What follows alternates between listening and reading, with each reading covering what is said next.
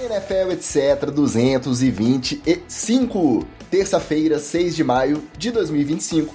Eu sou o Ticas e eu tô de volta para provar que aqui no NFL, etc. não é bagunça.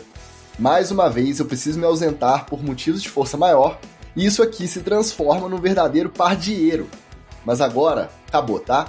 Quem já tá assistindo a live já percebeu que medidas foram tomadas e uma possível suspensão a um certo integrante deste podcast foi aplicada. Outros dirão que a lombar do nosso Little Monster não aguentou 2 semanas seguidas de remeleixo no sábado, então vamos nós mesmo que hoje o corporativismo jornalístico vai cantar aqui nesse podcast, né, olha? Como bom agente duplo que se preze, você cada semana fica de um lado dessa nossa trincheira. Então hoje é dia de defender com unhas e dentes a imprensa e todos os nossos colegas jornalistas sofridos aí pelo mundo afora. É por aí? Como é que você tá? Fala, Ticas, fala galera ligada na NFL, etc. Eu diria que as pessoas não estão preparadas para viver uma vida de Wall-E o tempo inteiro. Porque esse aí, meu querido, é minha segunda-feira.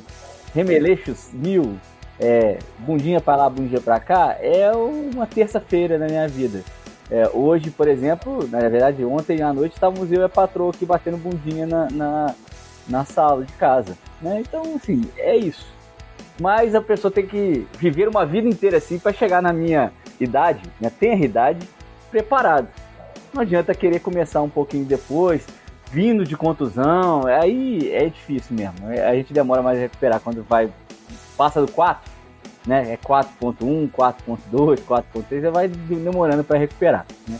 Mas eu gostei do seu conselho para a juventude na semana passada. O preparo físico, a academia, o pilates, o crossfit, ele serve para te ajudar nessa hora. Não é pra ir até o chão. Fazendo bonito lá, puxando peso e postando no Gym Hats, não. É para te ajudar aí quando tiver remeleixo 2 finais de semana seguidos, você aguentar e estar aqui gravando o podcast depois. Exatamente, é isso aí, gente. Se vocês quiserem se conservar para a vida, façam exercício. Mas não façam exercício para poder competir ou para poder ficar postando lá do tá pago, não. Faz exercício para descer até o chão todo final de semana. Já chegar dando alô pra galera que nos acompanha nessa jornada desfalcada de hoje. Nosso Vitor Leme, nosso Vitinho tá na área. Arthurito deu papadex. E o Wilklen Santana, ele quer saber qual a idade do Wall-E. Vale a pena revelar, assim, na lata ou você vai omitir?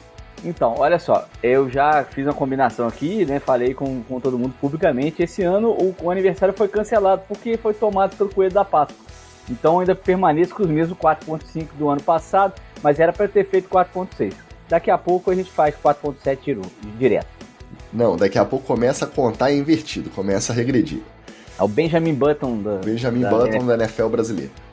Ó, recadinhos da paróquia. Em primeiro lugar, galera que tá na live, opa, e já chegou o Flávio Venâncio, professor Marquinhos também, mandando o seu alô, um abraço para vocês.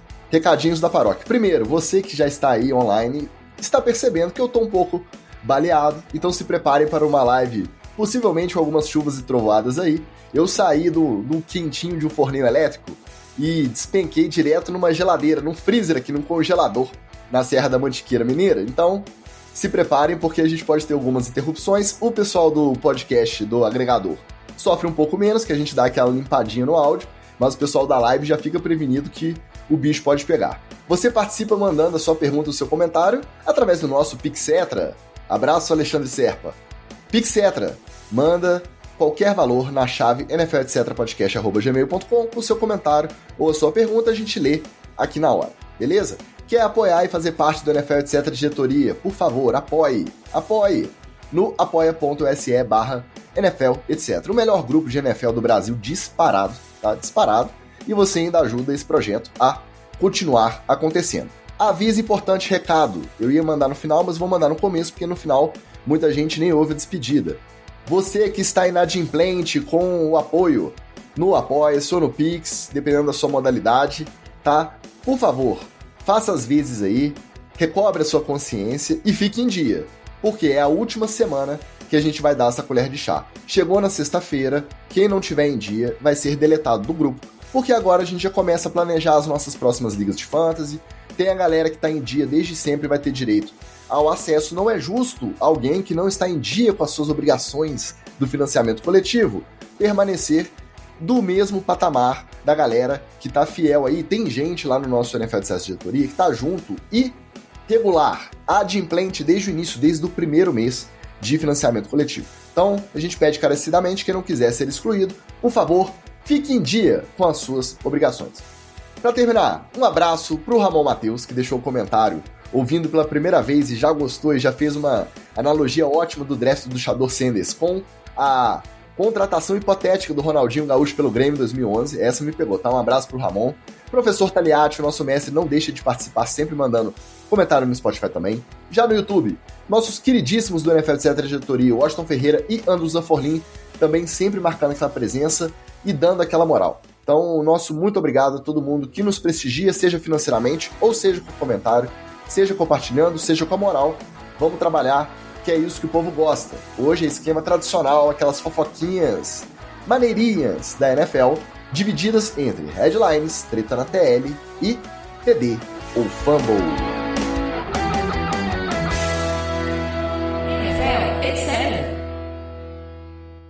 Nosso Carlos César, o Shark, também na área. O Washington Ferreira acabou de ser citado em um abraço também. Chegou para acompanhar a nossa live. Vamos começar falando da notícia mais quentinha da NFL. Finalmente chegou ao fim a história do Justin Tucker em Baltimore. O time anunciou o corte do kicker investigado por assédio sexual. Desde janeiro veio a denúncia de casos possivelmente ocorridos entre 2012 e 2016, mas na dispensa o time alegou motivos exclusivamente esportivos. De um lado, é uma forma de se proteger de um processo ou de algum pedido de explicação da NFLPA, Associação de Jogadores, mas de outro, a demora e a declaração vangloriando muito a carreira do Justin Tucker lá soou um pouquinho para uma galera como conivência. Mas infelizmente eu acho que é parte do jogo, né, Wally? Como que você viu a nota da dispensa e essa demora para o Ravens tomar essa decisão? Lembrando que draftaram um kicker no 6º round do draft, contrataram outro undrafted, free agent, para poder competir no training camp, esperaram o minicamp dos calouros para poder ver se os meninos são bons mesmo, e depois dispensaram. O que você achou da demora e da notinha oficial aí com a dispensa do Justin Tucker? Ô, Ticas, essa demora aí, ela cheira a um pouquinho de conivência mesmo, por conta das graves acusações que vêm se acumulando para cima do Justin Tucker desde o ano passado, né? Mas ela pode ser justificada justamente por motivos esportivos, porque o ano passado ele deu o que falar, né? Ele perdeu chutes que ele normalmente não perdia, ele até fez alguns chutes longos, né? Estava perdendo na meiuca ali, né? O mais pertinho ele acertava, o mais longe ele acertava. Ele estava perdendo os chutes que ele habitualmente fazia e que, obviamente, preocuparam o Baltimore para o futuro, né? Viram aí a magia ser quebrada, né? O encanto da consistência do Justin Tucker, mais do que a perna de cavalo que ele sempre teve, ser quebrado. E aí é aquilo, né? Você soma uma coisa, que são as denúncias, com a outra, que é o fraco desempenho dele técnico dentro de campo. Achei até que demorou demais, porque se eu fosse da comissão técnica de Baltimore, eu já tinha visto aí um kicker já mais ou menos no meio daquela temporada do ano passado. E vamos lembrar que os kickers calouros estão vindo para a NFL aí chutando de 50, 60 a jarda, como se não fosse nada, né? A gente viu os desempenhos dos kickers calouros, a galera que tá vindo do college tá com a perna em dia, então acho que foi a tempestade perfeita para o Baltimore mandar o Justin Tucker para casa. Na verdade, para casa não, né? Para o waiver, né? Ele tá aí, tá solto. Algum time pode querer buscar ele. Eu duvido muito com as acusações em cima dele, que já não é uma posição prestigiada, decisiva, né? Na verdade, quando você precisa dele, né? Quando você precisa dele não tem, aí vira decisivo. Mas eu achei inteligente esperar o minicamp, mas achei que realmente foi muito tarde, né? Eu teria dispensado ele logo depois da temporada do ano passado e já ido full, né? Ido no mercado ou para poder buscar um kicker no draft, que acabou que o Baltimore fez, né? Pegou um sem draftar e um draft e tá coberto. Como torcedor, a galera que já ouve há mais tempo na NFL, etc., vai lembrar que eu já queria ele dispensado na semana 6, depois dele comprometer de verdade mesmo, algumas derrotas na conta dele, errando extra point, errando field goal, de distâncias que para ele até então eram automáticas. Então aquela decadência que pareceu vir. Aí depois do bye, parece que ele deu uma regulada, ele voltou a ficar mais consistente, teve erros também, mas aí só para distâncias maiores, e decidiram seguir até o final, e em janeiro veio essa tal denúncia.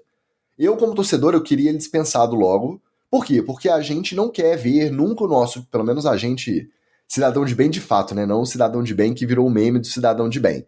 Quem fecha com certo não quer ver o seu time envolvido com esse tipo de jogador que tem esse tipo de denúncia. Mas, ao mesmo tempo, são denúncias que foram divulgadas pelo Baltimore Banner, que é uma publicação razoavelmente pequena, no máximo média, não é um jornalão lá de Baltimore.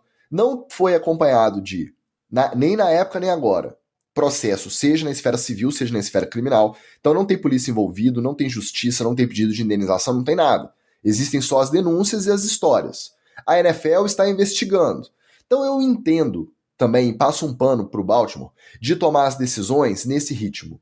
Faz tudo muito bem amarrado para amanhã ou depois não poder ser processado, como ter desrespeitado a presunção de inocência que o Justin Tucker tem que ter. Né? A NFL está investigando e a investigação da NFL não vai resultar em cadeia para o Justin Tucker. Vai resultar no máximo numa suspensão, porque essa atitude dele compromete a imagem da liga, não passa disso. Então, no começo eu queria ele fora logo. Depois eu passei a entender a demora e o passo a passo que Baltimore decidiu seguir até dispensar, se resguardando de novos rebotes aí por conta dessa situação, que é uma situação horrível. Fica a ressalva da notinha. A notinha, ela parece como se fosse uma dispensa sem os casos de assédio. Se fosse uma dispensa única e exclusivamente esportiva mesmo, e você simplesmente entender que não dá para seguir com um cara, que você tem opções melhores e mais baratas que ele. Apesar da carreira de 12, 13 temporadas lá em Baltimore, eu entenderia a nota. Uma vez que tem toda essa questão da denúncia pairando no ar, eu acho que a nota podia ser um pouquinho mais fria. Ela não precisava ficar condecorando tanto e floreando tanto a carreira dele lá, uma vez que um dos motivos óbvios da dispensa é justamente essa denúncia. Mesmo que não seja admitido publicamente, não precisava florear tanto a notinha, podia ter pisado no freio. Então, dou meu braço a torcer, concordo com quem achou que o tom da notinha, da nota oficial de dispensa do Tucker foi um pouquinho além do que deveria. Mas fora isso, eu confio no front office do Baltimore, que esse passo a passo foi seguido da forma que deveria ser mesmo. Provavelmente, quando vieram as denúncias, eles já sabiam que o Tucker não ia fazer o time de 2025. O resto foi a burocracia para poder chegar nesse momento do corte final. Então, menos um aí. Agora uma pergunta, olha. Era até então, Hall da Fama. Ele é o último membro do time de 2012 que foi campeão do Super Bowl. Ele tem anel, era o ano de calouro dele. E considerado aí nessa fase de auge dele da carreira, um dos melhores kickers da história, em aproveitamento e etc. Você acha que compromete o caso dele para um Hall da Fama, caso ele se aposente agora, daqui a 5 anos, por conta das denúncias e a forma que ele foi dispensado?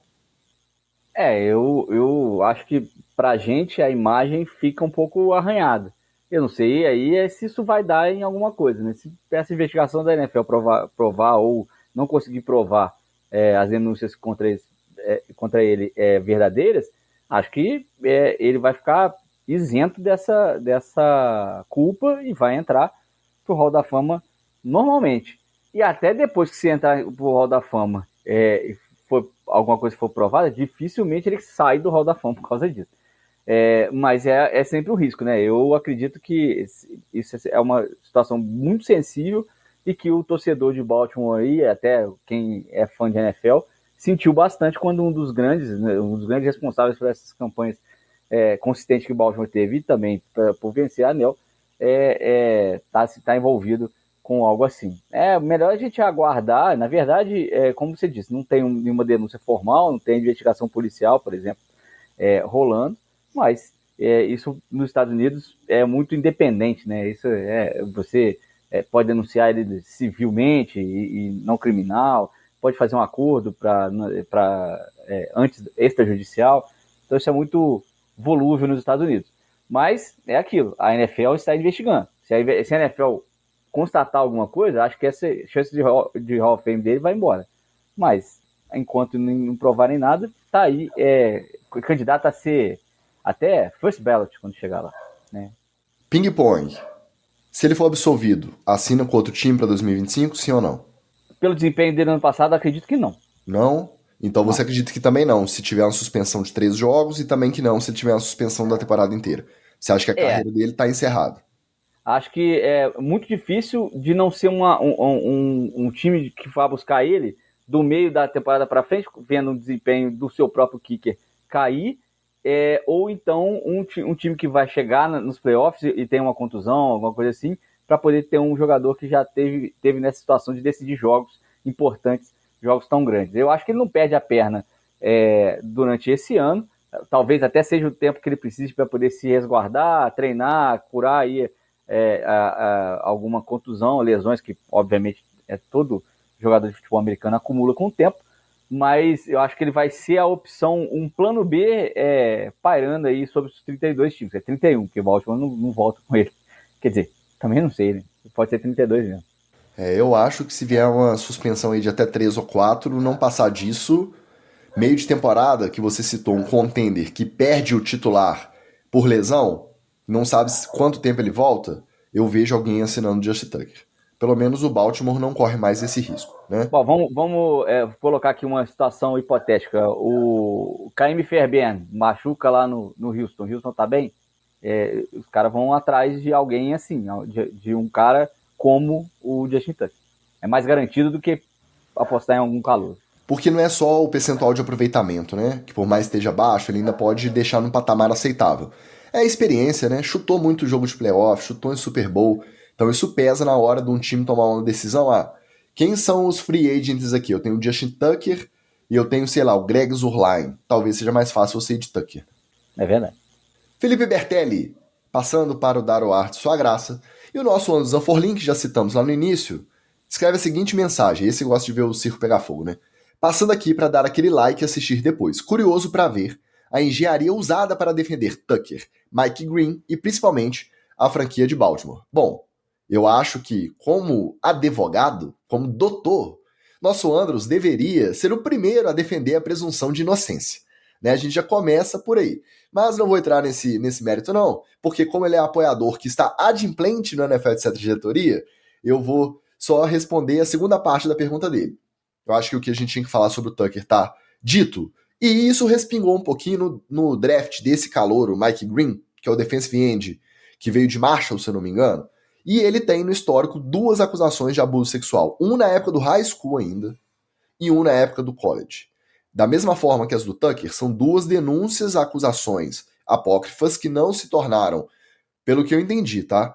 Não se tornaram nem investigação criminal, policial, e nem acusação na justiça civil querendo angariar a indenização. Nenhuma das duas foi pra frente, ficou só essa mancha no currículo do cara. E aí eu passo de novo esse pano pensando que Baltimore teve o caso clássico do problema com o Ray Rice, lá em 2013 ou 14 ainda.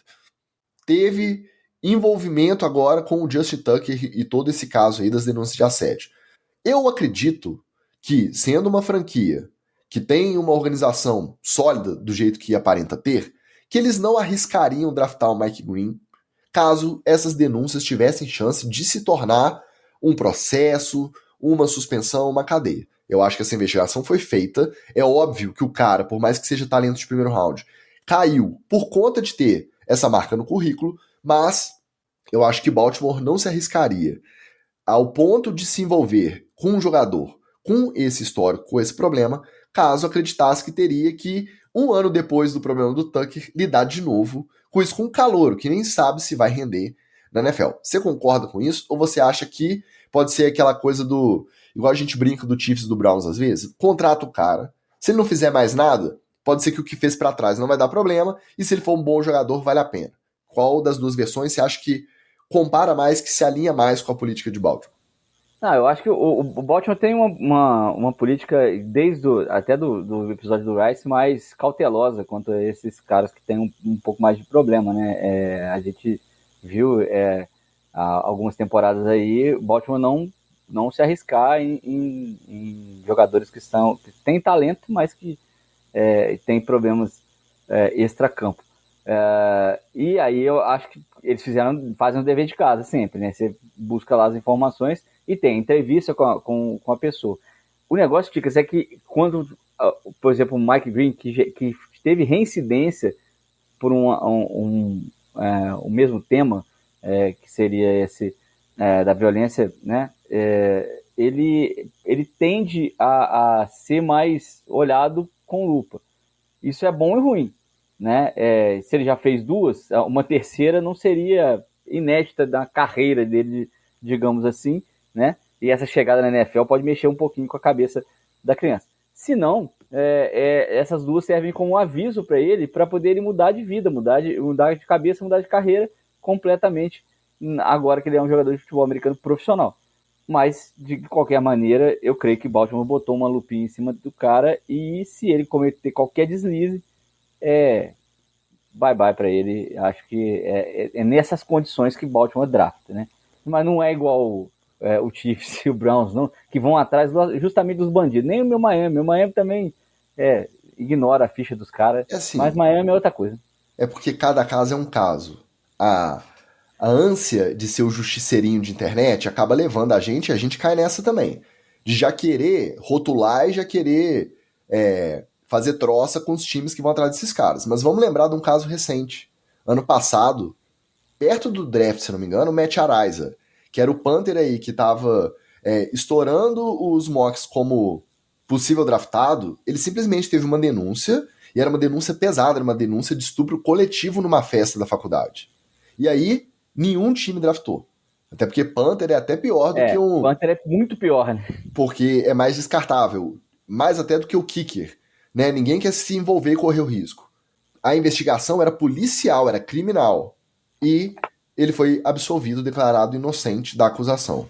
E aí o Chiefs foi lá, obviamente, e draftou o cara. Mas então, a gente tem que tomar cuidado, e é um exemplo recente pra gente lembrar, com o justiçamento de internet e de rede social. O fato de ter uma denúncia não significa 100% das vezes que o cara é realmente o culpado ali daquela situação. E eu não falo isso por conta de Baltimore. Citei o Matt Araiza aqui, na época a gente até fez esse feedback, né, de quando ele tinha sido absolvido, e rapidinho o Kansas City foi lá e levou. Então tava chutando no Super Bowl aí outro dia. Tem que tomar cuidado, porque parece que estão se acumulando essas denúncias aí, sem respaldo, seja criminal ou civil, dessas acusações. Então a NFL também faz a investigação dela, a gente tem que sempre ficar de olho quando tiver denúncia aí nesse sentido. Alexandre Gresserpa aí, ó, também foi citado, também chegou para mandar o seu boa noite. Vamos falar de coisa boa, vamos aliviar um pouco o clima, porque esse cara, ele não foi nem trocado, nem ajustado, nem teve seu contrato ajustado. O George Kittle, ele foi não só renovado, como inclusive ele ultrapassou, tudo bem que só por $100 mil de média, mas ultrapassou o Trey McBride na dianteira pelo título de tight end mais bem pago da liga, com uma extensão de 4 anos, valendo um total 76,4 milhões de dólares, média aí 19,1 milhões de dólares por ano, 19 milhões e 100 mil dólares por ano. Tá de bom tamanho? Você ficou surpreso? Eu fiquei surpreso. A Diana Rossini, do The Athletic, falou que o São Francisco estava negociando o George Kittle pré-draft. De repente, renovado, mas bem pago. Ô Ticas, eu fiquei muito surpreso, não fiquei pouco não, sabe por quê? Por conta de 2 motivos. Ele seria uma ótima aquisição para qualquer outro lugar que não fosse São Francisco.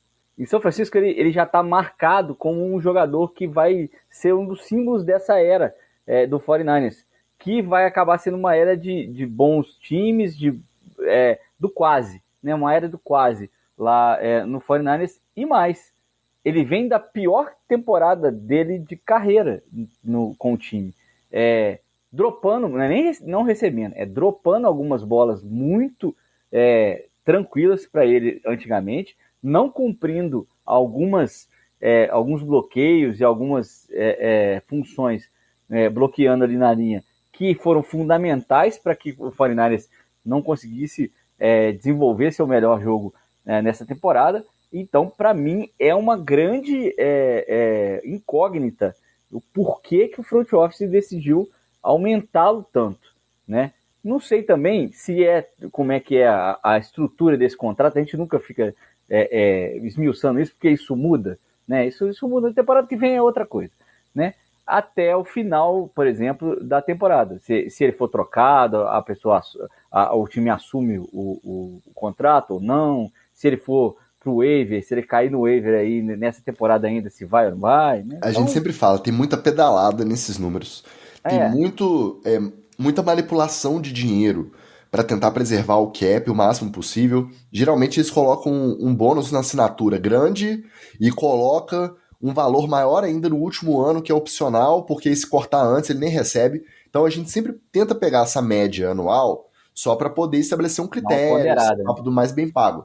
Mas ele cumprir esse contrato, se ele vai ganhar isso tudo, no ano seguinte a gente já não consegue saber. Exato. E mais, assim, isso me sinaliza que pode estar acontecendo outras coisas lá por trás do 49ers. Você colocar um cara desse na vitrine, botar o George Kittle, aumentar, falar que, pô, melhor Tyrande, bababá, isso pode servir de cortina de fumaça para que outra reestruturação ocorra sem a gente ver muito, eles colocarem alguém, dispensarem alguém agora no corte de elenco, fazerem outras mudanças no time, sem que a gente fique tão marcado, né? Porque aí vai marcar que na pré-temporada o George Kittle ganhou o maior contrato de um Tyrant. Então, eu acho que isso pode servir para que outras coisas ocorram nos bastidores do 49ers. Mas a gente também não sabe se eles vão acertar ou não, porque vieram aí com a troca do McCaffrey há temporadas atrás. Então, o 49ers é uma incógnita e entra muito questionado e pressionado na próxima temporada, né? Daí também a minha surpresa de ter renovado justamente o George Kittle, que não vem bem. Eu já acho o contrário. Eu acho que com as perdas das peças e a possível renovação do Purdy, que todo mundo já sabe que dá um comprometido no cap, eles entram com menos pressão do que eles entraram até esse ano agora. Porque já tiveram que mexer, já tiveram que ir pro draft, já tiveram que contratar, né? Já pensando aí na pancada do contrato do Purdy. E eu tava conversando com o nosso apoiador. Aliás, o único representante da torcida do 49ers no NFL de Centro de Diretoria, o que é um feito. Porque uma das maiores torcidas do Brasil, com certeza, estatisticamente, uma das maiores torcidas aí na Geração Mega Drive. Acompanhando a NFL. E temos, na verdade, ele não é o único, né? Temos só 2 apoiadores, torcedores do 49ers no NFL de diretoria, que é o Pedro e o João Henrique. Eu tava batendo papo com o João Henrique, e aí ele falou que realmente ele também ficou surpreso, só que a conclusão você não renova um George Kittle só por conta do que ele tá rendendo em campo, pelas recepções, os bloqueios e as rotas que ele correu. E se ele ficou saudável até o final da temporada e jogou os 17 jogos ou se ele lesionou. Por quê? É uma das caras da franquia, é um líder no vestiário, é um líder, se você tá fazendo esse semi-rebuild, essa renovação, é um cara que ajuda você dentro do vestiário a promover a cultura do time. Então tudo isso é difícil mensurar, mas com certeza é levado em consideração na hora de se decidir qual valor vai ser oferecido numa proposta de renovação. E aí fica bom para todo mundo. Você não tem que correr atrás de tarente para repor, você já tem um cara que te ajuda no vestiário com os novatos e ele não tem que arrumar a Zil Hall da vida para fazer a mudança para outro lugar. Então, fica bom para todo mundo. Passou $100 mil só o Trey McBride para poder tirar essa onda da média anual e tá bonito. A torcida também, eu tenho certeza que aprovou. Né? Mas não sabemos até quando. Vamos deixar bem claro aqui. Rodrigo Felício aí, ó. Bora, Bills. Tava sumindo, hein, garoto? Bem-vindo de volta, some não. Olha como são as coisas. Como no NFL, a gente, mesmo quem torce pra time ruim, time que tá sempre na rabeira, tem que manter a esperança.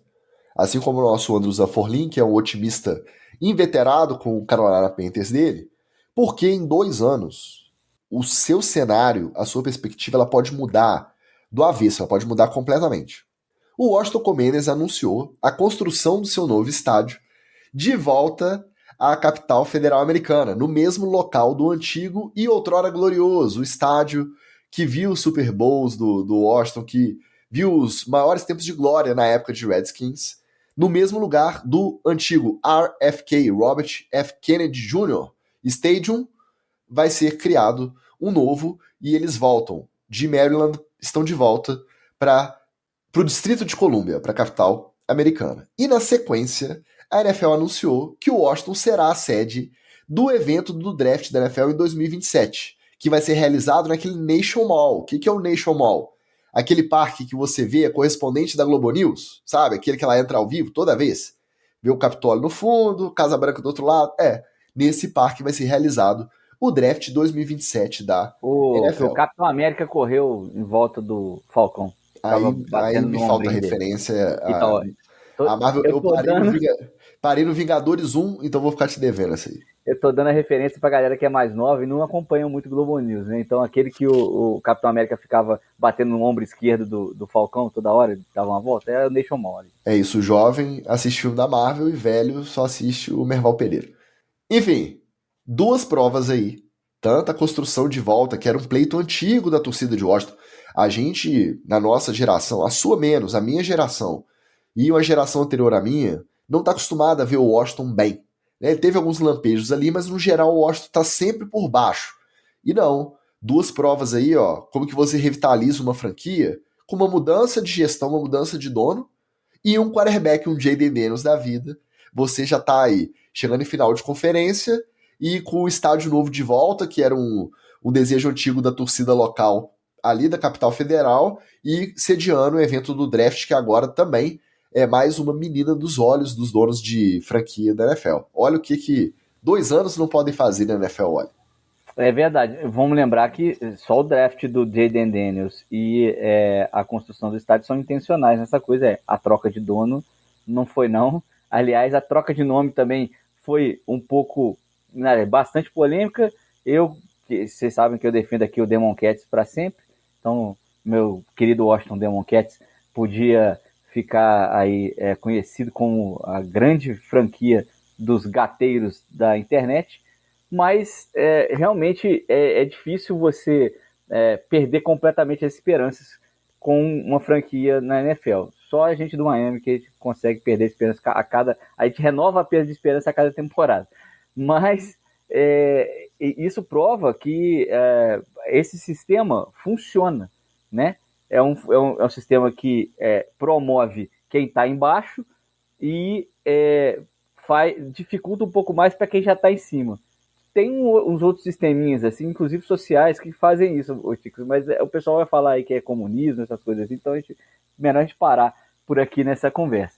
Mas merece o Washington, vamos ver se nessa temporada agora ele dá aquele salto que você passa de um time que surpreendeu na temporada passada para um contender, porque agora todo mundo olhando de lupa o jogo do Jayden Daniels, a galera sacando um pouco mais os esquemas ofensivos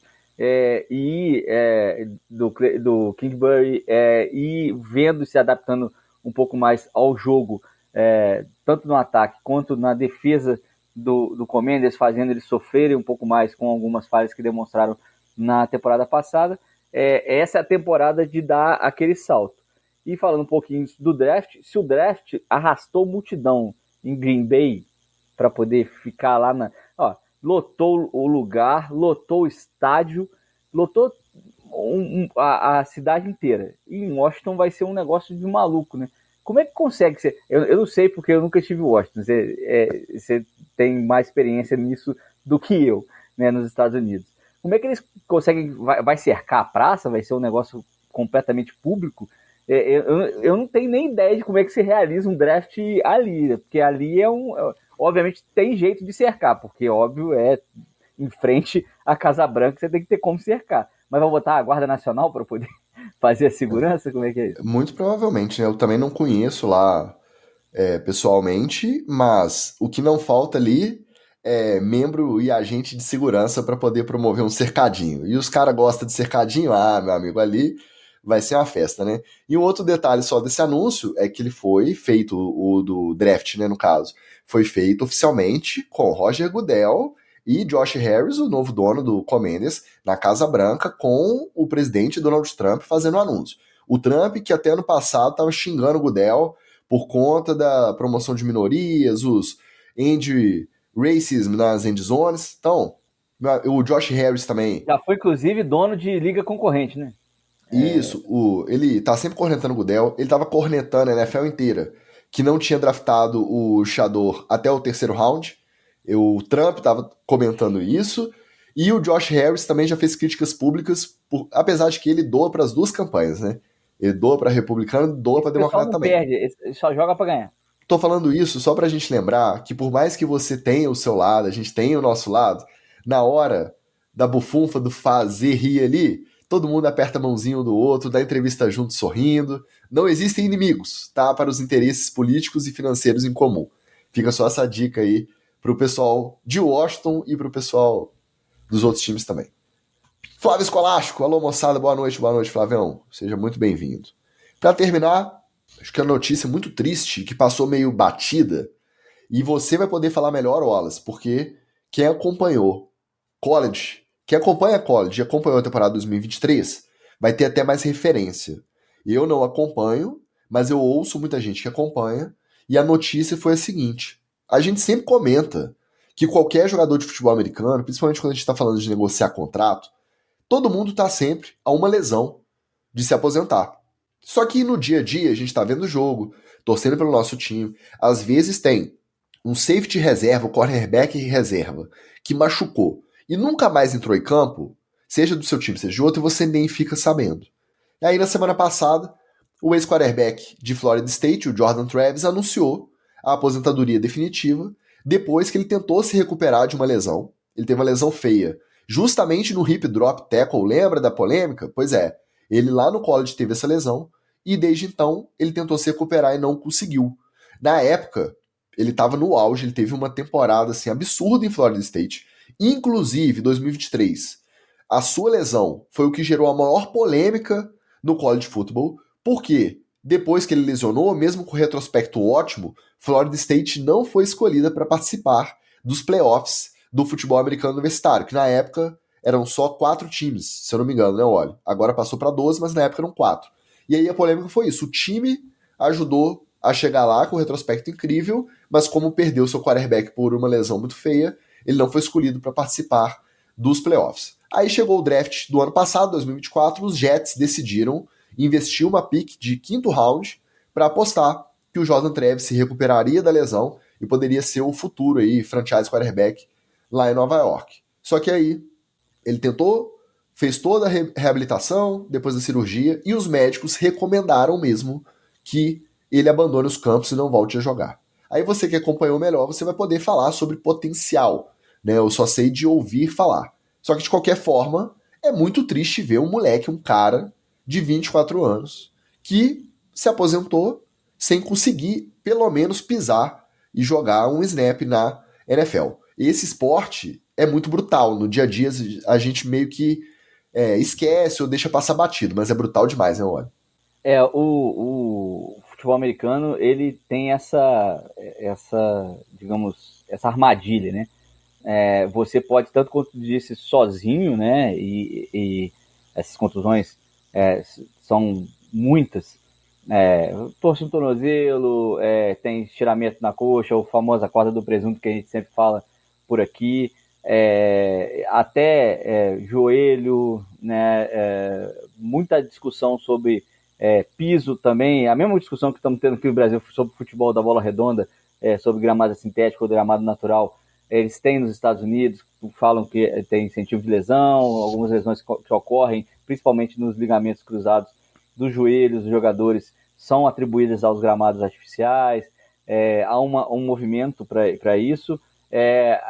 Há cada vez mais a proteção às skill players, né, aos jogadores que jogam com mais habilidade do que força, embora todos tenham que ter força na NFL, porque se a gente tem uma certeza na NFL é que a pancada vem, não importa que hora, mas ela vem, você tem que estar preparado para ela o máximo possível. Então, assim, você vê a arbitragem sendo modificada para que o target seja contemplado e tenha punição.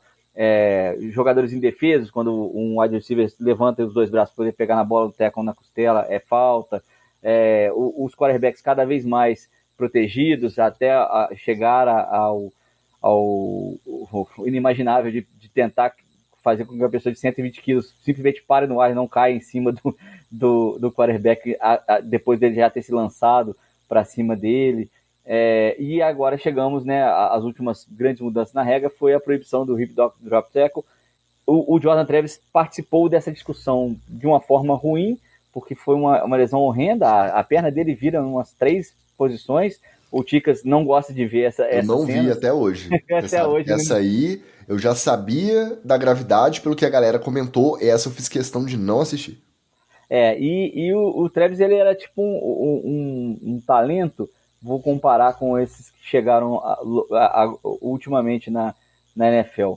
Do nível de um CJ Stroud, assim. É um cara que tinha uma frieza muito grande, mas que também sabe se movimentar e que às vezes eu vou comparar ele com eu não gosto muito de comparar com os grandes da liga, porque obviamente ele era só em potencial, mas com digamos assim, um Smith da vida, um cara que às vezes se tornava mais perigoso fora do pocket, não porque fazia com as pernas, mas que ele achava jogadas fora do pocket que alguns outros jogadores não achavam. E realmente os Seminoles sentiram muita falta dele. Lembrar que, obviamente, né, vamos lá, o sistema de playoffs hoje é um pouco mais, entre aspas, justo, porque ele considera as campanhas dos times e são muito mais times, então você poderia abranger lá. Quando eram 4 só, ficava muito mais subjetiva a escolha, né? A NCAA ela dava para seus delegados a escolha, né, desses 4 times aí. Obviamente as 2 melhores campanhas iam estar, mas as outras 2 vagas ficavam sempre variando. E realmente o Flórida tinha a campanha para estar entre os 4. Só que a contusão dele foi decisiva para que você não colocasse nos playoffs da NCAA um time que tivesse que jogar com quarterback reserva. A gente viu aí vários times da NFL mesmo que não conseguiram ir longe. Eu posso falar de cadeira, com o Skylar Thompson, por exemplo, já comandou o jogo de playoff com o Miami. E não tem como você vencer nessa situação.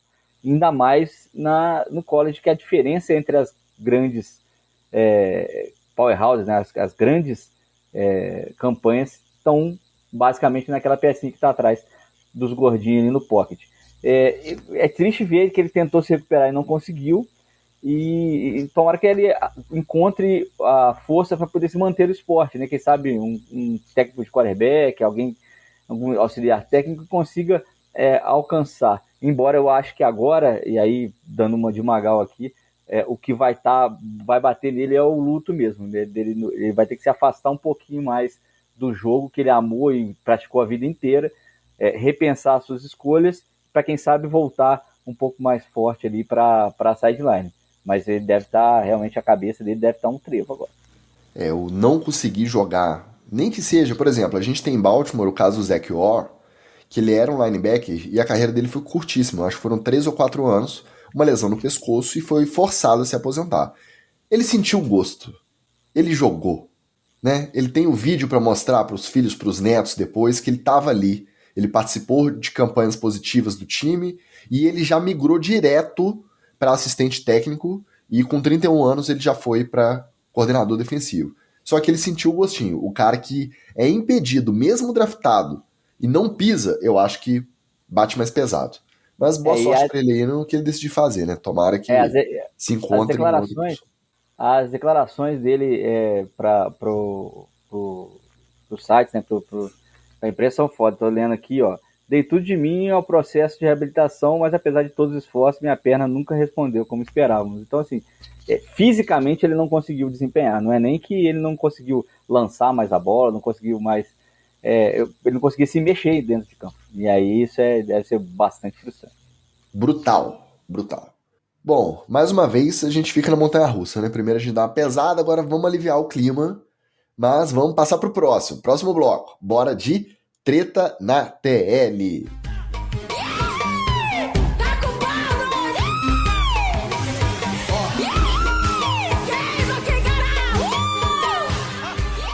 Como eu não estava aqui semana passada, é óbvio que eu preciso aproveitar, né? Retomar a repercussão da treta principal pós-draft.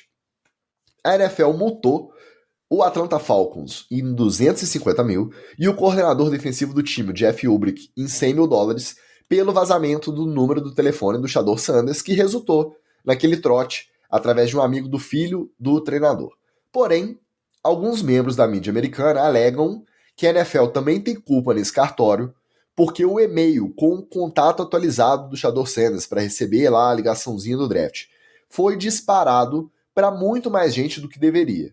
Ao invés de ir só para donos e GMs dos times que estavam ali envolvidos no draft, ele foi parar numa lista com head coach, técnico assistente e assessor de imprensa. Uma lista aí que se especula que no total tinha mais de 2.000 contatos. Então mais de 2.000 pessoas receberam, por engano, o número do draft do Shedeur Sanders. Aí deu no que deu. Nesse contexto, faz mais sentido a multinha que fica parecendo só mais um acordo de cavalheiros, a NFL vira e fala assim, ó, eu vou te multar para não parecer que eu dei esse mole. E você aceita uma multa baixinha, não muda a sua vida, não muda a minha. A gente coloca isso embaixo do tapete e segue a vida. O que você achou dos valores, Wally? Ô, Tix, foi parecido um vazamento de informações nosso aqui do Brasil, que as pessoas te ligam, falam assim, não, você fez o cadastro aqui na Casas Bahia, e aí a pessoa do Banco Nacional tá te ligando. Uai, como assim? É a mesma coisa. O telefone, 2.000 pessoas... Ó, gente, só tem segredo de 2, tá? Se a terceira pessoa entrou no segredo, acabou. Já, imagina 2.000 pessoas com o telefone do Shedeur. Eu fico abismado de ninguém ter feito. Só um cara que conseguiu. Não, eu aposto que enquanto tava rolando o trote, tinha uns 3 ali que tava dando ocupado. Tentando. Isso que eu ia falar.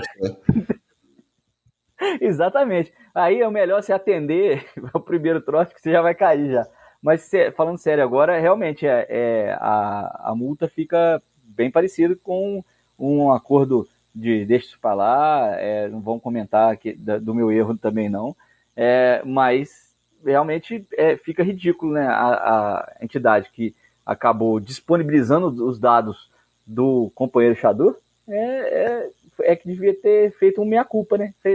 Pelo menos ela também tinha que ter um pedidinho de desculpa, né? Pelo menos quem me conhece sabe, aquelas coisinhas que a gente conhece, tá vendo? A história toda é muito mal contada, né? Você imaginar que um cara de 21 anos vai ver o tablet de trabalho do pai, que é coordenador defensivo, aberto em cima da mesa da cozinha, justamente com o número do Shedeur Sanders, que nem era para ele ter recebido. Tem caroço nesse angu, a gente nunca vai saber. Talvez a gente saiba quando um deles aposentarem. Aí escreve um livro, aí a gente fica sabendo. Mas a historinha é muito mal contada, né? E aí eu quero me posicionar aqui, já que eu não estava semana passada, por mais arrogantezinho, meio babaquinha que o Shedeur Sanders parece, pelo menos parecia, né? Tomou uma lição de humildade aí no draft, mas parecia ser. Eu acho que ninguém que trabalha uma vida inteira para esperar esse momento merece passar por isso, por esse constrangimento em rede nacional, só pra molecada que com certeza é mais arrogante, mais boba que ele, e que não tem o holofote que ele tem, poder tirar um sarro e dar uma risadinha. Então eu acho que, tipo assim, muito paia mesmo quem tomou essa decisão de fazer um trote, e parece que foi uma parada que foi meio endêmica assim no draft. Vários jogadores, Abdul Carter, o Will Campbell, muitos jogadores alegaram. Teve um que tomou 5 trotes de gente passando por GM. Então realmente teve um vazamento de telefone dessa molecada aí, e a NFL precisa mudar o esquema. Ou faz ligação de vídeo agora o GM para anunciar o pique, alguma coisa precisa ser feita, porque senão vira bagunça mesmo.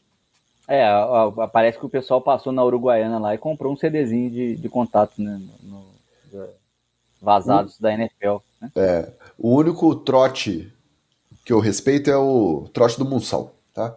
É verdade. Falando nele, ó, escolha número 3 do Giants. A gente comentou que o Abdul Carter, quando foi fazer a visita pré-draft no time, saiu todo emocionado, postando foto do Lawrence Taylor, com aspas do Lawrence Taylor. Uma vez um Giant, pra sempre um Giant e tal.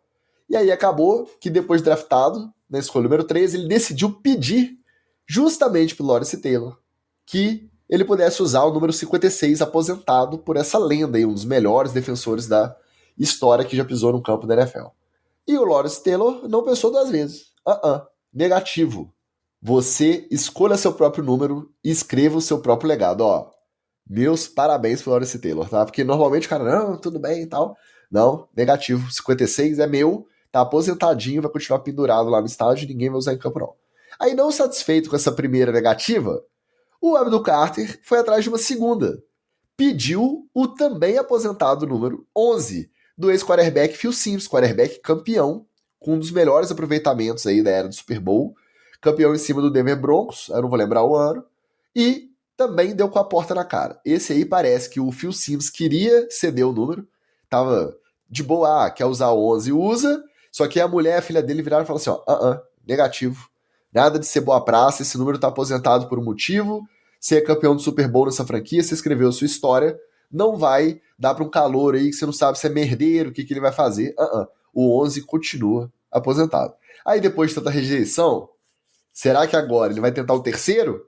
Ou ele vai escolher um outro número para ele escrever a própria história conforme recomendado pelo glorioso LT? Tanto número para escolher, porque o cara foi tentar 2 que estão aposentados, olha. Então, o do LT foi, como é que fala? Homenagem, né? E, obviamente, o LT não se sentiu homenageado, até porque ele não sabe o que o cara vai dar, né? Se daqui a 2, 3 temporadas o cara começa a bater recorde aí, o Taylor até cede os 56 para ele.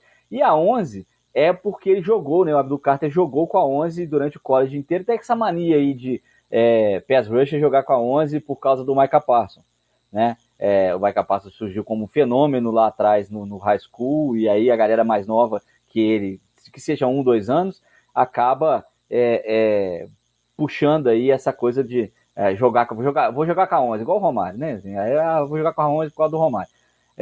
E aí, obviamente, esses números mais baixos, né? E principalmente antigamente, porque tinha essa limitação, você só podia escolher alguns números. Hoje em dia é um liberou geral bem melhor, né? Você pode escolher praticamente qualquer número para jogar. Esses números mais baixos eram dos quarterbacks, por exemplo, esses números de 1 até o 15, né? 16, 17, até o 20, na verdade, né? Até o 19, né? Isso, 19. Só podiam ser escolhidos pelos quarterbacks. E aí, quando você vai para esses números mais baixos, meu irmão, a chance de você esbarrar com uma lenda é muito grande, pô. É muito grande, porque aí esses caras vão ter feito a história da liga, não é nem ter feito a história do próprio time. Eles vão ter feito a história de construção da história da NFL. Então era muito difícil que o Simms, embora seja um cara gente boa, que a família deixasse ele lá. Imagina se esse cara joga um ano, faz merda lá em Nova York, que é muito fácil fazer merda em Nova York, vai manchar a camisa 11, o legado do pai dela, do pai, né, e do esposo, no caso, foi a família que negou, e aí ia ficar bem difícil mesmo. É melhor pegar um número tranquilo, constrói a história, segue o conselho do LT, que ele nunca tá errado, ele nunca passa frio, porque ele tá sempre coberto de razão. E ele tá certo 2 vezes, porque na outra hipótese que você falou, 2, 3 anos depois o cara arrebenta, ele não vai querer dividir o holofote. Então, ou ele tá prestando número pra um cara que não deu em nada, é um bust, e tá manchando aí o legado do número, ou ele tá dividindo a atenção do número, porque aí quando for pro Hall da Fama lá, nunca vão lembrar do número só do cara, vão lembrar dos dois, porque os dois tiveram carreiras lendárias. Então o LT tá certo em dobro. Abdul Carter, escolhe um número aí qualquer e vai jogar bola, né? É engraçado como isso tem acontecido com o Giants. Ano passado, nessa época, a gente tá falando que o Malik Neighbors foi atrás do 1, que era aposentado do Ray Flanagan, e aí também teve essa polêmica, e a família decidiu autorizar e ele tá jogando com a 1. Agora, tudo bem, eu acho que também não dá para sair aposentando 20 números todo o time, vai faltar número alguma hora, né? Mas, pô, o LT, o Phil Simms, os caras aí, lendários demais, assim. Então, é isso que eu tô falando. É isso que era a história da NFL, né? E pro tempo de franquia é recente, né, Wally? Eles são da final da década de 80, começo da década de 90. Então, pensando numa franquia igual o Giants, tem 100 anos de fundação, eles estão muito recentes, estão muito perto. Então, pelo menos se for pedir para desaposentar, tem o bom senso de pedir um cara lá das antigas igual o Malik Neighbors fez. Por quê? Porque aí uma família, os descendentes, o cara que não teve a história contada recentemente, pode querer liberar o número, porque é uma forma das gerações novas conhecerem esse legado que só os mais antigos conhecem. Aí, ok. Mas um cara que todo mundo sabe quem é, tá em todos os eventos do Giants, aí não, pô.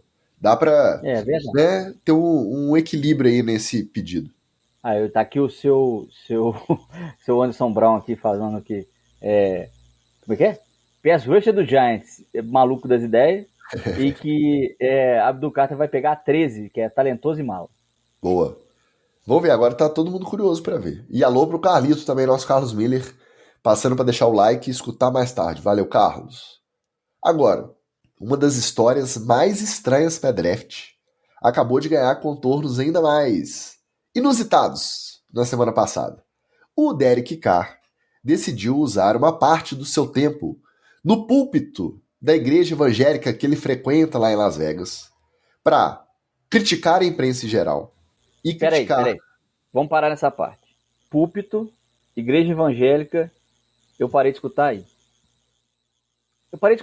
Na verdade, o púlpito pode ter sido até um exagero do pauteiro, porque na prática era só um palco. Era só um palco. Tá, o palco, igreja evangélica em Las Vegas, a próxima frase tinha que ser casando alguém, né? Assim, é para casar alguém. Se ele não fez isso, ele já tá errado aí. Mas continue. Deixa eu só aproveitar o seu parênteses para fazer o meu também. E sabe o que é pior? Eu conheço um cara, eu tenho um amigo, um conhecido na verdade, um ex-colega de serviço dos tempos de Las Vegas, que frequenta a mesma igreja que o Derek Carr, e geralmente quando tem culto com pregação, ele posta lá. Eu já vi o Derek Carr levando Lamborghini, não lembro se era Lamborghini, levando um carrão desse super esportivo, para deixar a galera entrar, sentar no volante, pro culto da prosperidade, teve tudo isso. Mas enfim, fecha o parênteses. Peraí, agora eu abre o parênteses de novo. Tem cercadinho VIP nessa igreja dele também? É de parede preta? A parede é preta. Isso que eu ia falar, a parede é preta. Então, como diria aqui, ó, o nosso Anderson Brown, quando chegou, é legendário. Fecha o parênteses antes que a gente se envolva em mais problema. Vamos lá. Ele decidiu usar o tempo dele de pregação lá na igreja dele, em Las Vegas, para, primeiro, criticar a imprensa em geral. Segundo, criticar especificamente ESPN. E terceiro, criticar individualmente a Dianna Russini. Por quê? Porque foi a galera que mais repercutiu o fato da lesão dele, o momento que foi anunciada a lesão no ombro, quando ele se apresentou para começar a nova temporada lá pelo New Orleans Saints. Segundo o quarterback, apesar das especulações infundadas e dos rumores inventados, ele tem sim uma lesão no ombro comprovada por exames de imagem, que o time do Saints está ciente da gravidade da questão e que tudo está sendo tratado de forma clara e profissional com a equipe.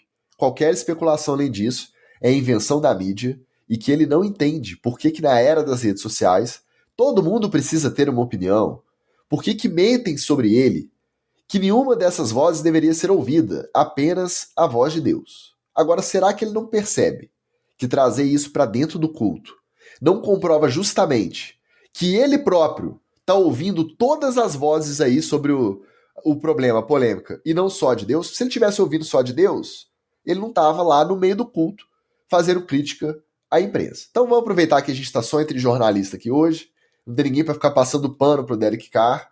O que você achou dele usar o tempo dele da pregação para poder criticar a imprensa americana sobre a situação dele? Ô, Chico, só me lembra aqui, quem que emprega o irmão do Derek Carr mesmo? NFL Network. Então, olha só, o irmão dele é um comentarista, ele trabalha nesse mesmo. A NFL Network é a casa do dono, né? Você não vai querer que o irmão dele o defenda e seja crível, falando dos donos da NFL, que ele realmente tem uma lesão, a lesão é grave e ninguém sabia e tal, não sei o que. A ESPN faz jornalismo. A ESPN vai atrás, investiga, mostra a situação e, no caso dele, a Russini fez apenas uma linha do tempo.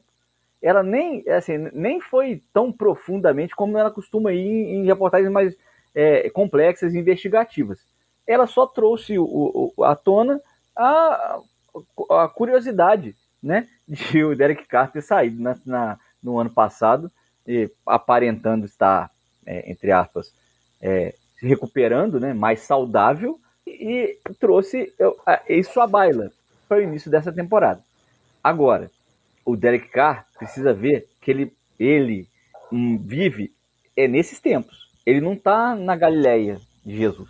E ele não ganha 40 milhões por ano para viver numa bolha, sendo um de 32 caras que ganham esse valor para jogar numa franquia. E ela é uma das mais populares ainda, apesar de não ser um mercado tão grande e tal. Então, pensa bem como que você enxerga o ambiente que você trabalha, porque faz parte do seu trabalho, cara. Você ser escrutinado. E aí você acha que você vai declarar a sua lesão no primeiro dia de apresentação da próxima temporada. E ninguém vai estranhar, e ninguém vai querer repercutir, ninguém vai ficar com a pulga atrás da orelha. Cara, a gente não é ESPN, mas tudo bem, a gente é nerdola de NFL. A gente estranhou. Mas eu acho que é o tipo de notícia que mesmo que acompanha mais afastado, acompanha mais superficialmente, fala assim, peraí, o cara ficou 3 meses e meio de férias. E no dia que ele volta, ele declara que ele tá com a lesão no ombro, tem coisa errada aí. Aí ele não ter essa noção, realmente, eu não sei se é muito bitolado com o futebol americano, que a gente sabe que tem os caras, ou se é só essa falta de visão do todo, né? Porque não justifica o cara dar esse chilique no meio do culto, pô. Não, e mais, assim, se ele tá incomodado com a opinião e tal, que todo mundo tem opinião, você, com essa grana aí, você pode comprar, sei lá, a internet e tentar desplugar, tirar do... Tenta fazer isso aí. Quer testar, né? A internet, ela deu a voz. Antigamente você ficava tomando cerveja no bar lá até altas horas da madrugada e resolvia os problemas mundiais, né? Hoje em dia você senta, abre a cerveja e vai conversar com os outros do outro lado do mundo e vai resolver os problemas mundiais, só que você tem a possibilidade de gravar isso, de registrar isso e de jogar suas ideias para o mundo. Às vezes o universo devolve, e às vezes ele devolve uma tijolada na sua cabeça. E é isso, cara. Você vive nesses tempos. Não vai voltar, isso não vai acontecer mais. E essas vozes vão ser, se não ouvidas, pelo menos repercutidas de alguma maneira. Agora, você comparar esses maluquinhos de internet, que é o que sempre fazem, né? Eu fico impressionado com isso. E teve uma frase dessa semana que foi ao ar num podcast da Carta Capital do Flávio Gomes, que é jornalista de Fórmula 1 e tal, que ele disse que gostava muito de não se formar jornalista agora, nesse meio tempo, né? Nesse tempo que vivemos, de ter se formado antes e já ser jornalista já com tudo que temos. Hoje em dia, o que conta é o buzz, é o like, é o caça-clique, é o que você consegue movimentar de rede social, e aí as mentiras, elas engajam muito mais, o ódio engaja muito mais, e isso, obviamente, vai ter. Agora, você ficar de fora atacando e você ficar se vitimizando a cada ataque que você recebe, isso é ineficiente. Além de tudo, é ineficiente. E que ele ganha muito, é para isso, é para estar na vitrine e é para responder sobre. Se ele fala, mentiu, a Rossini mentiu sobre mim, então, fala isso claramente e mostra lá, o laudo era esse nesse dia tal e no dia tal já estava com lesão. Pronto. Ele só ganha esse tanto porque tem conteúdo sendo produzido e vendendo anúncio 24 horas por dia sobre a NFL. E ele não entender que isso faz parte, né, da atribuição, da exposição, do direito de imagem dele, me soa uma forçada de barra. Eu até passaria o pano se fosse um desabafo. Tá ali no culto, só entre os colegas fiéis e tal. Se fosse um desabafo. Mandou um áudio pra alguém. Se ele mandou um áudio assim, pô, os caras... Não, e mesmo no culto, se fosse uma coisa menor. Mas como eu já vi imagem dessa igreja, e é tudo mega evento, o culto é um show, né? E banda de rock, e pastor no meio, e no final e tal. Ele sabe que todo mundo tá com o celular. Alameda de lanche. Exato. Não dá pra passar esse pano de que ele falou, achando que não ia repercutir. Eu acho muito mais honesto, e você falou do questionar, o que fez o GM do Bills, por exemplo, o Brandon Beane. Tudo bem que ele também podia ter pegado leve, ele meio que constrangeu a galera. Semana passada você estava aqui elogiando o draft do Bills, o Bills foi considerado um dos melhores drafts e tal, reforçou as posições carentes. E aí ele foi fazer a participação dele lá numa rádio de Buffalo. Igual o Jerry Jones faz toda semana, e o Brandon Beane foi entrar na rádio. Quando ele estava esperando na linha, ele ouviu o pessoal criticando o draft dele, porque não draftou um wide receiver de primeira prateleira. Quando ele foi chamado, ele nem titubeou. E aí ele foi no tete a tete. Ele virou e falou assim, tava aqui ouvindo, o cara já chega todo agradável, né? E aí, imagino que esses dias de draft devem ter sido muito puxados pra você, como que tá o cansaço? Ele, tava aqui na linha, eu tava ouvindo vocês criticando que eu não draftei um wide receiver. Deixa eu te contar uma coisa. O Bills é o time que mais pontuou nas últimas 8, 9 rodadas, fizemos mais de 30 pontos em todas. O nosso problema é defesa. Os nossos 4 primeiros picks foi defesa. Eu entendo que vocês têm que fazer o papel de vocês aí para engajar e tal o trabalho de vocês, mas eu nunca vou entender esse tipo de crítica infundada, porque e pum, esculachando. Aí dá para ver os caras só com os números do lado dele, e com as avaliações, aí com o argumento, né? Citando Deus e falando na igreja. E aí, tipo assim, eu até entendo que se ele entende que o jornalista tá no trabalho dele, de querer engajar, de levar o contraponto, de fazer uma crítica, que ele ser tão direto assim também, ao vivaço, ele tá meio constrangendo o cara. Mas mesmo assim eu prefiro do que o Derek Carr fazendo lá no culto, sabendo que isso ia viralizar e a minha indiretinha dele ia chegar nos destinatários. Mandando recado. Eu já não concordo com o que o LeBron fez com o Stephen Smith, que é chegar na quadra, um cara que é daquele tamanho, chegar pro Stephen Smith, que é desse tamanhozinho, e tirar a satisfação, o que você tá falando do meu filho? Ainda mais pelo filho, que já é adulto, e se quis jogar na NBA tem que aguentar a crítica também. Então, essa confrontação física, essa coisa do se impor ali por conta do seu tamanho, eu já acho que é paia, sua covardia. Agora, o Brandon Beane, ouvindo a galera criticar o draft, entrar ao vivo e falar assim, peraí, tá aí, ó, os números estão aí. Aí, o cara tem o direito de achar que Keon Coleman e Khalil Shakir não são os melhores. Eu sempre confundo com o do Saints, acho que é o Shakir que é o do Bills, né? Isso. Porque tem os nomes parecidos, depois você vê aí. Achar que eles não são primeira prateleira. A Mari Cooper foi pra lá fazer figuração, já não voltou. Tá de free agent até hoje, ninguém contratou. Eu entendo a crítica, mas se tá insatisfeito, quando você entrar, você faz cara a cara, entendeu? Agora não vai ameaçar também bater e não vai ficar mandando direitinho no culto. Exatamente, o Washington Ferreira tá falando aqui, ó, tudo que se faz na terra, se coloca Deus no meio, Deus já deve estar de saco cheio. Almir Neto e o Anderson Brown tá concordando aqui com o musicão. É isso aí.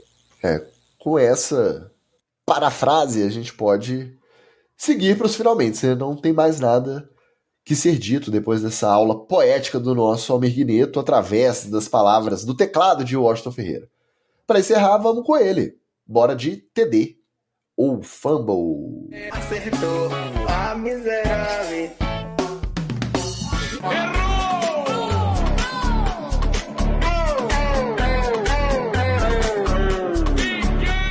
Eu também vou ter que retomar outra de semana passada, porque eu fico ouvindo, eu fico doido pra comentar, né? A gente também é viciado nesse negócio aqui, né? Fico ouvindo lá, comentando no chat. Não, o que tava comentando era o Thiago, não era eu não. Mas aí eu...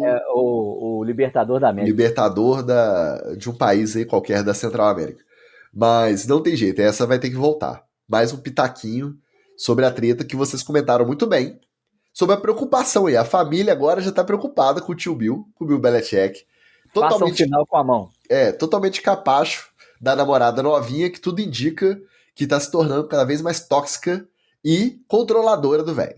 Aí naquela mesma entrevista que ela tava dando as carteiradas ali pra cima do tio Bill, na entrevista CBS, foi revelado que no livro, que inclusive foi lançado hoje, tá? O lançamento oficial do The Art of Winning. Peraí que eu vou pegar o nome inteiro aqui que eu perdi. Lessons from a Life in Football. Então, a arte de vencer, lições de uma vida no futebol americano. Lançado hoje, nesse livro do Bill Belichick, lançado hoje, o tio Bill simplesmente ignora a participação do dono do Patriots, Robert Kraft, como aquele que lhe deu a primeira oportunidade de trabalhar como head coach na NFL. Então o ranço justo após a saída conturbada do Patriots e todo esculacho que a série The Dynasty promoveu pra cima do tio Bill, ou é pura e simples ingratidão? É TD ou Fumble ignorar o Robert Kraft no livro da sua carreira? Olha, Ticas, TDzaço, sabe por quê? Por 2 motivos. Amamos o ranço. O segundo motivo é que dá margem para poder fazer um novo livro, por uma segunda edição, um volume 2. Porque aí a gente coloca a contribuição de Kraft, né? Ele pode rever aí os seus conceitos. Mas o ranço do tio Bill tá ótimo, eu adoro. A pessoa ficando um pouco mais velha, que tipo eu, assim, ela vai perdendo as amarras com a sociedade mesmo. Então, se fosse para poder botar o Kraft no livro, eu tenho certeza que ele ia botar xingando. Então, no papinho que os dois vão ter, no telefone lá, eu tenho certeza que que o Kraft vai ligar, porra, não tô no livro. E ele vai falar assim, olha, se eu colocasse você no livro, eu ia contar tudo. Ele, não, então não tira do livro. Então me tira do livro. Eu vou dar TD. Primeiro que a gente aqui é a favor do ranço, ainda mais quando esse ranço, assim, um ranço de vingança, já que ele foi esculachado tanto na saída quanto na série do ano passado. E você, que porventura tenha assistido ou não tenha assistido The Dynasty, assista a série e depois venha ouvir a nossa resenha especial com participação do Rafael Bellatini comentando sobre a série que simplesmente esculacha o Bill Belichick. Tudo que deu errado ali no final da dinastia, o Robert Kraft joga no colo do tio Bill. Então, pensando nisso, eu dou TD. Por quê? Todo mundo sabe da história. Todo mundo sabe quem levou, e parece que a galera, tanto do Patriots quanto dos outros times, estava falando com o Kraft, ó, não leva não, tá ficando doido, tem opção melhor no mercado.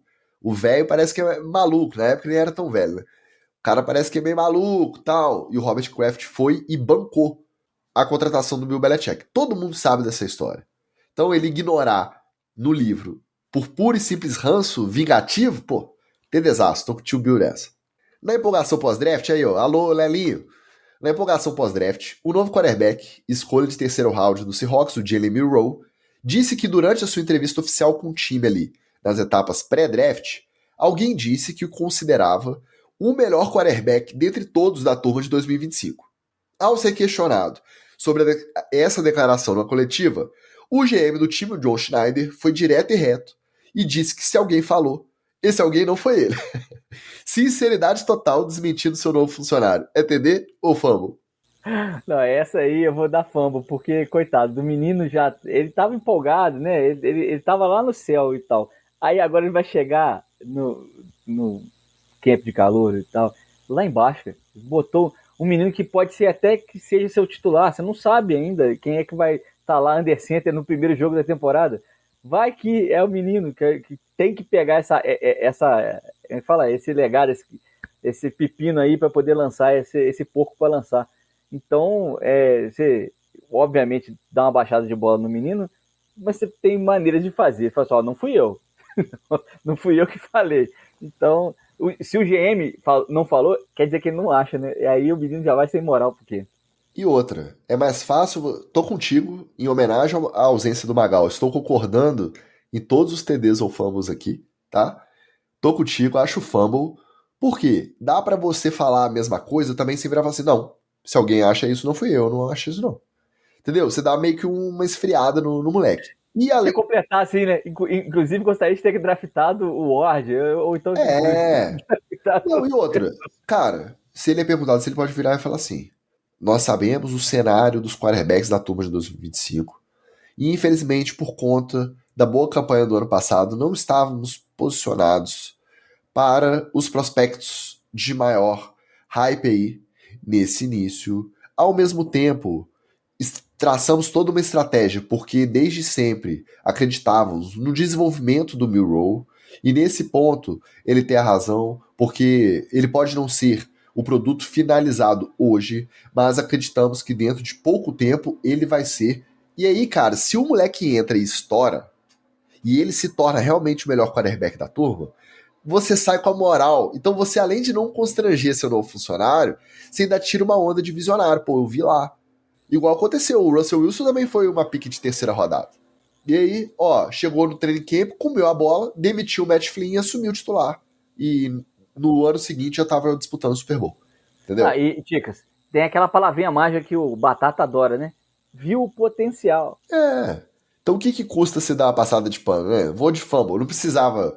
Mesmo que for mentira, dá pra você dar uma maciada no moleque, você já virou... Não era não. Eu queria mesmo, era o Shador sendo, pô. O Shador não, né? Porque se quisesse, dava pra pegar. Eu queria o Jackson Shador. O Shador tava, pô. O menino, verdade. O Milroe pode tirar essa onda. Falar assim, ó, fui antes do Shador. Ele foi o 92, o Shador foi o quê? 144, né? 153, foi? 153. Tá bom. Aí, ó, olha a distância. Pra terminar, a NFL estreará uma nova série alternativa de uniformes ainda em 2025. As chamadas Rivalry Editions poderão ser usadas apenas pelo time da casa em um jogo de divisão e deverão aparecer no mínimo uma vez a cada 3 anos, dentro do limite de 4 usos de uniformes alternativos que os times têm a cada temporada. As divisões escolhidas para começarem a nova tradição são NFC Oeste e, olha aí, olha, a NFC Leste. Então, já tem o seu Miami estreando Rivalry Edition, uma Justin nova alternativa aí. Isso é diversificação ou descaracterização? É TD ou fumble mais um uniforme alternativo na NFL? Ticas, eu vou dar fumble, porque eu tenho muito medo desses uniformes. Porque pode sair algo muito bacana ou pode sair completamente da história do que a gente considera legal. Eu gosto mesmo dos uniformes históricos. O do Miami clássico, com o golfinho, com o capacetinho, é fantástico. Acho, assim, não sei por que modernizaram a logo e tiraram o capacetinho do meu golfinho. Mas, infelizmente, o design moderno é assim e tal, vou chorar, vai falar que eu sou saudosista, beleza. Mas eu vou dar fumble porque eu tenho muito medo desses uniformes. Eu não sei se é porque, como meu time é mais recente, ele não tem tanto throwback, ele não tem throwback nenhum, ele não tem uniforme antigo. Então, a única chance de eu variar do preto, o branco e o roxo é quando tem o alternativo. Por isso eu dou TD. Porque qualquer coisinha diferentinha ali, qualquer, né, pra gente acionar os nossos amigos aí orientais pra ver se tem uma linha alternativa aí mais barata pra gente poder diversificar o nosso guarda-roupa. Inclusive eu acabei de perder uma, né, porque não tem mais como usar uma do Just Tucker. Enfim, eu sou a favor. Eu vou dar TD. Mas, você gostou do passarinho? Pô, gosto, cara. Aquele todo roxo com o passarinho. O passarinho assustadaço, né? Passarinho. Você olha para aquele passarinho, você tem certeza que ele vai vir e não quer saber se ele vai te dar uma patada na cara, se vai te dar uma bicada no cucuruto, ele vai te atropelar, velho. Gritando. Aquele passarinho, ele me dá uma...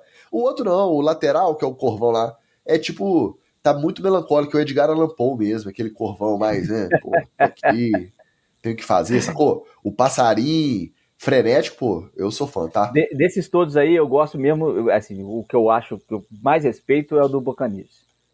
O laranja com o pirata. Creamsicle, é bonito demais. Esse assim, na verdade, eu gosto muito do Dallas também, que é o azul com a manga branca. É mais fácil eu lembrar os que eu não gosto, que eu acho muito feio. O Packers azul é feio demais. O estilo de abelha. Exato, a abelhinha é sempre lembrado disso, né? O centenário do Giants também. Horroroso. Isso aí tem mas demais. O do Giants, só a Justin não é feia. Só quando põe a calça cor da pele, aí realmente ela fica horrorosa. Mas enfim, momento fashion para encerrar o nosso episódio hoje. Eu deixo meu TD para os uniformes alternativos, rivalry, rivalidades. Tô curioso para ver. Só que como são duas divisões que vão estrear só por ano, eu acho que a FC Norte está prevista só para 2028. Vou ter que esperar um bocadinho para poder variar meu guarda-roupa. Despedindo, dando alô pro Pablo Bira, que passou só para ver esse rostinho lindo do Tica. São seus olhos, meu amigo. Muito obrigado. Amanhã eu escuto. Beijos, um beijo para você. Olha, recadinhos finais. Então, mandar um abraço pra galera aí, principalmente do meu Império, a galera tá treinando firme, eu tô lidando ainda com as contusões, joelho, corda do presunto, tá tudo puxando por aqui. A gente vai ficando um pouco mais velho, vai dando problema mesmo, mas espero voltar em breve aí a estar com vocês, viu, meus companheiros? E mais, né, lembrar que você piscou, já passou o draft, já passou o camp de calouros, e tá chegando aí, estourando a temporada, vai começar o Fantasy. Se você quiser fazer parte das nossas várias divisões, eu acho que tá previsto mais ou menos umas 78 divisões de Fantasy esse ano, né, Tito? 3 já estão garantidas, a quarta ou a quinta, e vai depender do andamento do grupo. Isso, apoia.se/NFL, etc. Se inscreve lá, escolhe uma faixa, doa, e você que já tá no grupo lá, dá uma olhada aí, às vezes o cartão cortou, ou então você deu aquela miguelada na divisão e tal, não conseguiu pegar o boleto, mas dá uma olhada aí pra você não perder a diversão, porque o Fantasy é o de menos, o melhor é a diversão. A diversão do draft, então, aquela época do draft é fantástica. Lembrando que as nossas divisões são interligadas, tá? Tem ascensão e rebaixamento. Não é igual a NFL, não é bagunça igual a NFL. Não é liga independente, não. Sobem 2 e caem 2 em cada divisão, tá? E antes da gente partir em definitivo, mandar um abraço para o nosso Jutz, nosso Rodrigo Justo aí, agora e-social media, por conta de questões que foge à nossa alçada, a alçada dele, não estaremos mais juntos trabalhando com o NFL, etc. Mas como a gente sempre fala, uma vez, etc., sempre, etc. Continua colado com a gente lá no NFL, etc. diretoria. A gente deseja sucesso para ele aí nos próximos projetos, mas infelizmente estamos sem social media. Então valeu pro Jutz aí por esse mês de trampo. E se você conhece alguém interessado, gosta de NFL, se você ouve e tem interesse em participar, a gente remunera, tá? Não é só pela parceria, não. Não é grandes coisas, mas a gente remunera aí dentro das nossas possibilidades. Se souber de alguém, manda um direct, manda um alô, que a gente conversa. No mais, valeu Jutz, valeu Oli, valeu todo mundo que comentou na live, todo mundo que participou. Um abraço e até semana que vem. Beijo! É assim que o Magal faz. É isso aí.